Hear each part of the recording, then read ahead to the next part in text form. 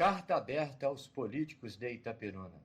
A capital do Noroeste Fluminense precisa entrar no século XXI.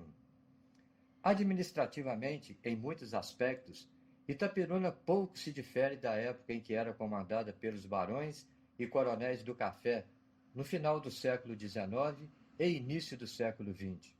Com tristeza, percebi isso na campanha eleitoral do ano passado, ao assistir a lives e ler os programas de candidatos a prefeito que ainda pensam Itaperuna como se estivéssemos nas primeiras décadas do finado século XX.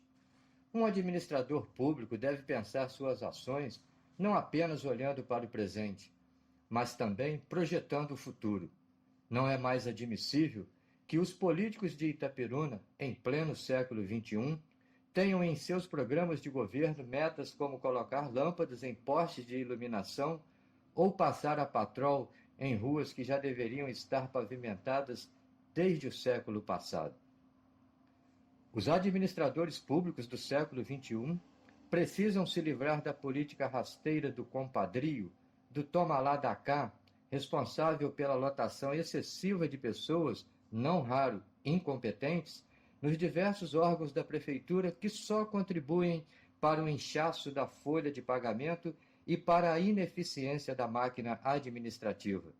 Necessário se faz ainda abandonar práticas comezinhas, por exemplo, disseminar a falácia, sem nenhum contato com a realidade, de que buraco a gente desvia dele, responsável pelo estado calamitoso a que chegaram a maioria absoluta das ruas de Itaperuna.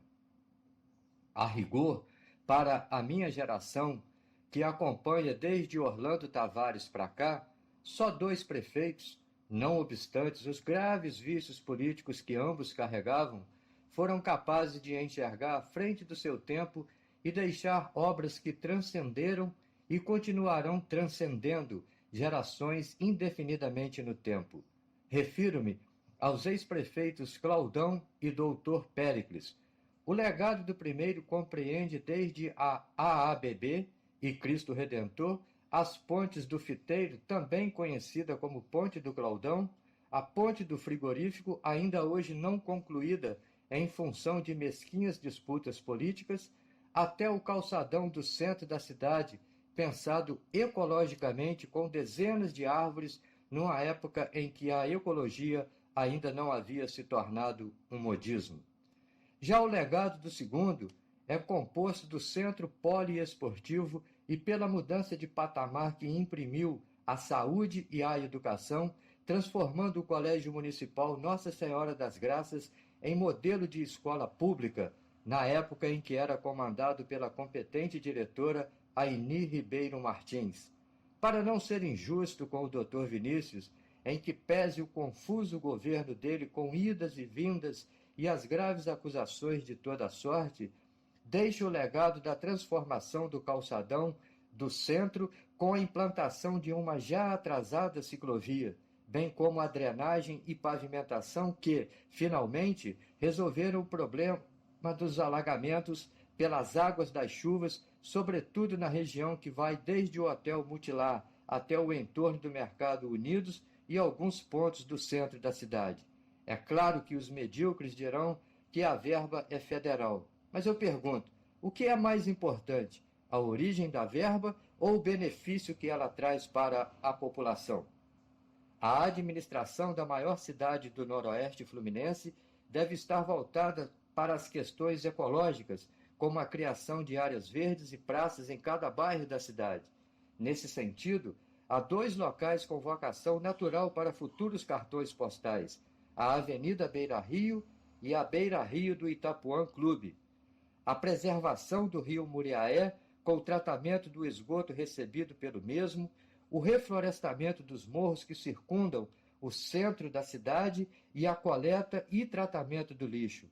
Com relação a este último, a criação de cooperativas de reciclagem de lixo que ajudariam não só na questão ecológica, mas também na questão social, gerando renda para dezenas de pessoas pobres e desempregadas.